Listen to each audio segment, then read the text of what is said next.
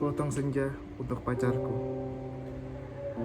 Alina tercinta, bersama surat ini kukirimkan padamu sepotong senja dengan angin, debur ombak, matahari terbenam, dan cahaya keemasan.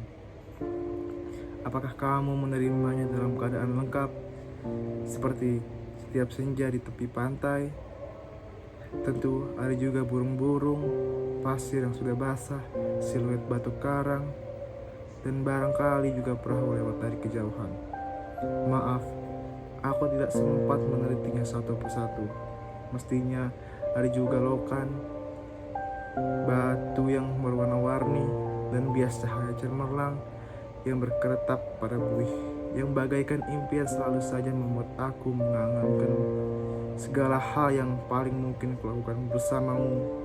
Meski aku tahu semua itu akan tetap tinggal sebagai kemungkinan yang entah kapan menjadi kenyataan. Kukirimkan sepotong senja ini untukmu, Alina, dalam amplop yang tertutup rapat dari kejauhan, karena aku ingin memberikan sesuatu yang lebih dari sekedar kata-kata. Sudah terlalu banyak di dunia ini, Alina, dan kata-kata ternyata tidak mengubah apa-apa. Aku tidak akan menambah kata-kata yang sudah tak terhitung jumlahnya dalam sejarah kebudayaan manusia, Alina. Untuk apa kata-kata tidak ada gunanya dan selalu sia-sia? Lagi pula, siapakah yang masih sudi mendengarnya? Di dunia ini, semua orang sibuk berkata-kata tanpa pernah mendengar kata-kata orang lain. Mereka berkata-kata tanpa peduli apakah ada orang lain yang mendengarnya. Bahkan, mereka juga tidak peduli dengan kata-katanya sendiri. Sebuah dunia yang sudah kelebihan kata-kata tanpa makna. Kata-kata sudah luber dan tidak dibutuhkan lagi. Setiap kata-kata bisa diganti artinya. Setiap arti bisa diubah maknanya. Itulah dunia kita, Alina. Kukirimkan sepotong senja untukmu, Alina. Bukan kata-kata cinta, kukirimkan padamu sepotong senja yang lembut dengan langit kemerah-merahan, yang nyata dan betul-betul ada dalam keadaan yang sama seperti ketika aku mengambilnya saat matahari hampir tenggelam ke balik cakrawala. Alina yang manis, Alina yang sendu, akan kuceritakan padamu sebagaimana aku melewatkan senja itu untukmu. Sore itu, aku duduk seorang diri di tepi pantai, memandang dunia yang terdiri dari waktu, memandang bagaimana ruang dan waktu bersekutu, menjelmakan alam itu untuk mataku. Di tepi pantai, di tepi bumi, semesta adalah sapuan warna keemasan, dan lautan adalah cairan logam, meski buih pada debur ombak yang menghempaskan itu saat tetap saja putih seperti kapas, dan langit tetap saja ungu, dan angin tetap aja lembab, basah, dan pasir tetap saja hangat ketika aku susupkan kakiku ke dalamnya. Kemudian tiba-tiba senja dan cahaya gemetar. Keindahan berkutat melawan waktu, dan aku tiba-tiba teringat padamu. Barangkali senja ini bagus untukmu, pikirku. Maka ku potong senja itu sebelum terlambat. Ku kerat pada 4 sisi, lantas ku masukkan ke dalam saku. Dengan begitu keindahan bisa abadi dan aku bisa memberikan padamu.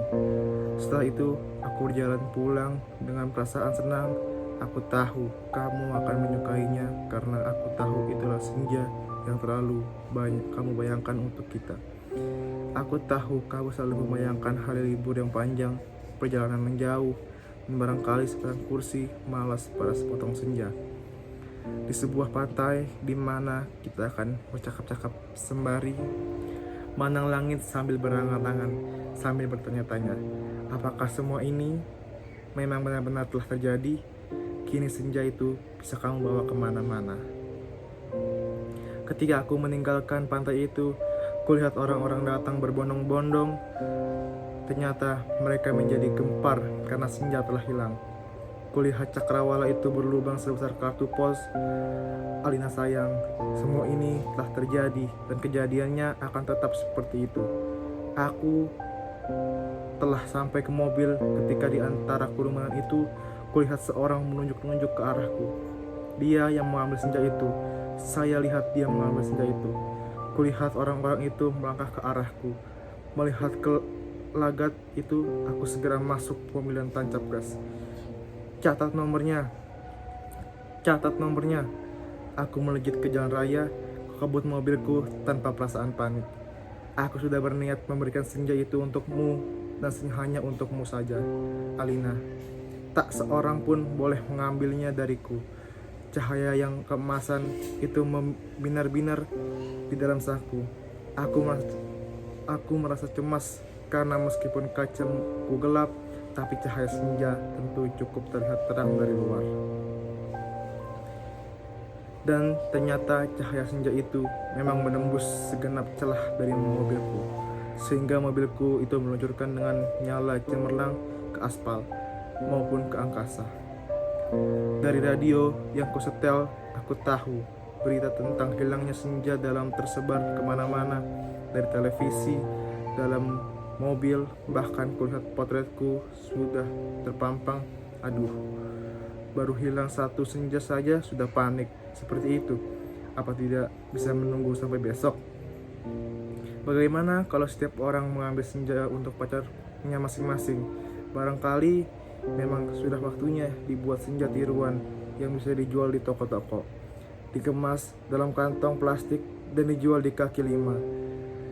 Sudah waktunya senja diproduksi besar-besaran supaya bisa dijual anak-anak pedagang asongan di perempatan jalan.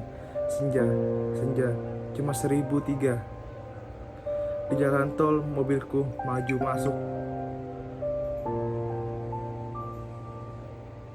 kota. Aku harus berhati-hati karena semua orang mencariku. Sirine mobil polisi meraung di mana-mana. Cahaya kota yang tetap gemilang tanpa senja membuat cahaya keemasan dari dalam mobilku tidak terlalu kentara. Lagi pula di kota kita, tidak semua orang peduli apakah senja itu hilang atau tidak. Di kota, kehidupan berjalan tanpa waktu itu. Tidak peduli pagi, siang, sore, atau malam. Jadi, tidak pernah penting senja itu ada atau hilang. Senja cuma penting untuk turis yang suka memotret matahari terbenam. Boleh jadi, hanya demi alasan itulah senja yang kubawa dicari hari polisi. Sirine polisi mendekat dari belakang dengan pengeras suara polisi itu memberikan peringatan. Pengemudi mobil Porsche abu-abu metalik nomor SG 19658 harap berhenti.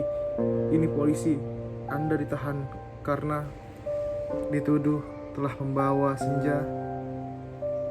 Meskipun tak ada peraturan yang melarangnya, tapi berdasarkan aku tidak sudi mendengarnya lebih lama lagi.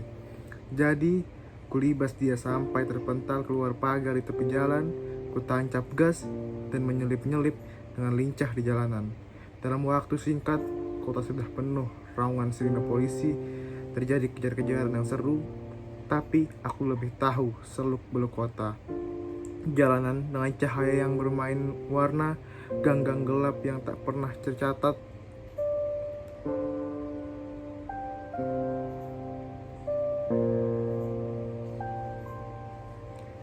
Dalam buku alamat, lorong-lorong rahasia yang hanya diperuntukkan lagi orang-orang di bawah tanah. Satu mobil terlempar di jalan layang, satu mobil lain terseret di sebuah kampung, dan satu mobil lagi terguling-guling menabrak truk dan meledak lantas terbakar. Masih ada 2 polisi bersepeda motor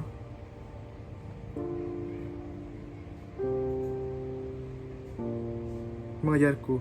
Ini soal kecil. Mereka tak pernah bisa mendahuluiku. Dan setelah kejar-kejaran beberapa lama, mereka kehabisan bensin. Dan pengendaranya cuma bisa memaki-maki. Kulihat senja dalam saku bajuku, masih untuk angin berdesir. Langit semburat ungu, debur ombak mengempas ke pantai. Hanya padamulah senja ini kuserahkan, Alina. Tapi Alina, Polisi ternyata tidak sekonyol yang kusangka. Di segenap sudut kota, mereka telah siap siaga. Bahkan aku tak bisa membeli makanan untuk mengisi perutku. Bahkan di langit tanpa senja helikopter, mereka menyorotkan lampu ke setiap celah gedung bertingkat.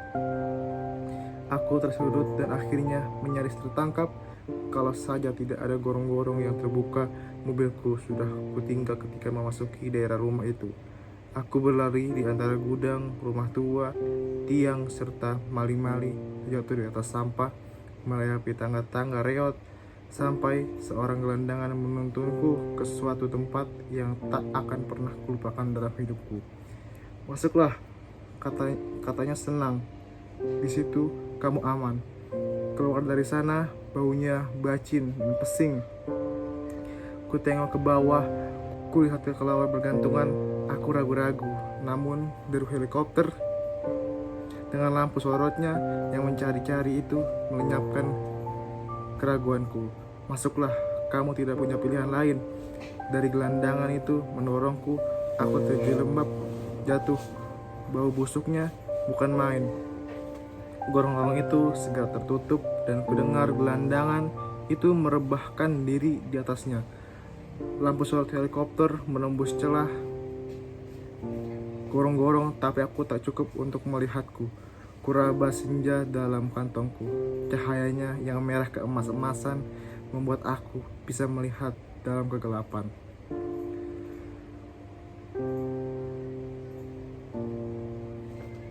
Aku melangkah dalam gorong-gorong yang rupanya cukup tinggi juga. Kusibakan ke kelawar bergantungan yang entah mati entah hidup itu. Kulihat cahaya putih itu di ujung-ujung gorong-gorong. Air busuk di tempat yang kering. Kulihat anak-anak gelandangan duduk maupun tiduran. Mereka berserakan memeluk rebana depan mata yang tidak memancar kebahagiaan. Aku berjalan terus melangkahi mereka dan mencoba bertahan betapapun ini lebih baik daripada aku harus menyerahkan senja Alina. Di ujung gorong-gorong, di tempat cahaya putih itu, ada tangga menurun ke bawah. Kuikuti tangga itu, cahaya semungkin terang dan semakin menderang. Astaga, kamu boleh tidak percaya Alina, tapi kamu akan terus membacanya. Tangga itu menuju ke mulut sebuah gua. Dan tahukah kamu ketika aku keluar dari gua itu, aku ada di mana? Di tempat yang persis sama dengan tempat di mana aku mengambil senja itu untukmu, Alina. Sebuah pantai dengan senja yang bagus, ombak, angin, dan kepak burung, tak lupa cahaya keemasan dan bias ungu pada mega-mega yang berarak bagaikan aliran mimpi. Cuma saja tidak ada lubang sebesar kartu pos. Jadi meskipun persis sama, tapi pasti bukan tempat yang sama. Tempatnya saja di dalam gorong-gorong. Aku berjalan ke tepi pantai, tenggelam dan dalam guyuran. Alam yang perawan, nyiur tentu saja. Matahari dan dasar laut yang bening dengan lidah ombak yang mendesis-desis. Tak ada konteks dan tak ada barbecue dan tak ada marina. Semua itu memang tidak perlu. Senja yang bergetar melawan takdir membiaskan cahaya keemasan ke tepi. Apakah semua itu mungkin terjemahkan dalam bahasa? Sambil duduk di tepi pantai, aku berpikir, untuk apakah semua ini kalau tidak ada yang menyaksikannya? Setelah perjalanan ke sana kemari, aku tahu kalau dunia dalam gorong-gorong ini kosong melompong. Tak ada manusia, tak ada tikus, apalagi dinosaurus. Hanya burung-burung yang berkepak, tapi ia sepertinya bukan burung yang bertelur dan membuat sarang. Ia hanya burung yang dihadirkan sebagai ilustrasi senja. Ia hanya berkepak dan berkepak terus di sana. Aku tak habis pikir, Alina, alam seperti ini dibuat untuk apa? Untuk apa senja yang bisa membuat seorang kepingin jatuh cinta itu jika tak ada seekor dinosaurus pun menikmatinya? Sementara di atas sana orang-orang ribut kehilangan senja. Jadi begitulah Alina, ku ambil juga senja itu, ku kerat dengan pisau Swiss yang selalu kubawa pada 4 sisinya, sehingga pada cakrawala itu terbentuk lubang sebesar kartu pos dengan 2 senja di satu kiri dan kanan. Aku melangkah pulang, bumi berhenti beredar di belakangku. Menjadi kegelapan yang basah dan bacin, aku mendaki tangga menuju gorong-gorong bumiku yang terkasih. Sampai di atas, setelah melewati kekelawar bergantungan, anak-anak gelandangan berkaparan, dan air setinggi lutut, kulihat polisi-polisi berhelikopter sudah pergi. Gelandangan yang menolongku sedang tidur di bawah tiang listrik sambil meniup saksofon. Aku berjalan mencari mobilku, masih terparkir dengan baik di supermarket. Tampaknya bahkan aku baru dicuci.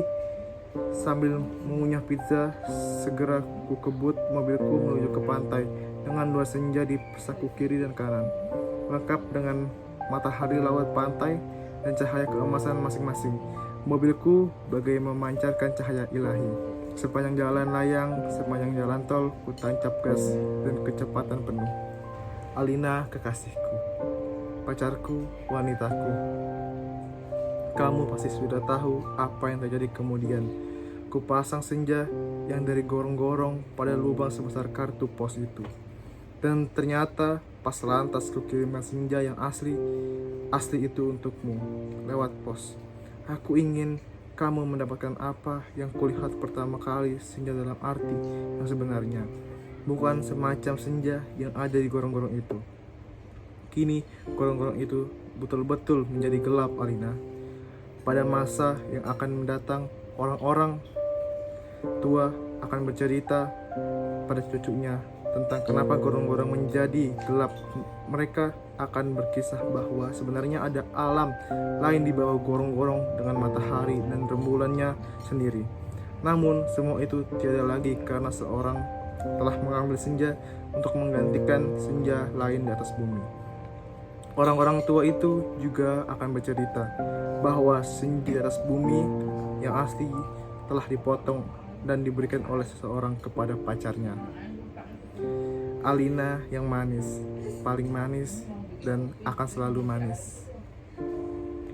Terimalah sepotong senja itu hanya untukmu dari seseorang yang ingin membahagiakanmu. Awas, hati-hati dengan laut dan matahari itu. Salah-salah cahayanya membakar langit, dan kalau tumpah airnya bisa membanjir permukaan bumi. Dengan ini kukirimkan pula kerinduan padamu dengan cium, peluk, dan bisikan terhangat dari sebuah tempat yang paling sunyi di dunia.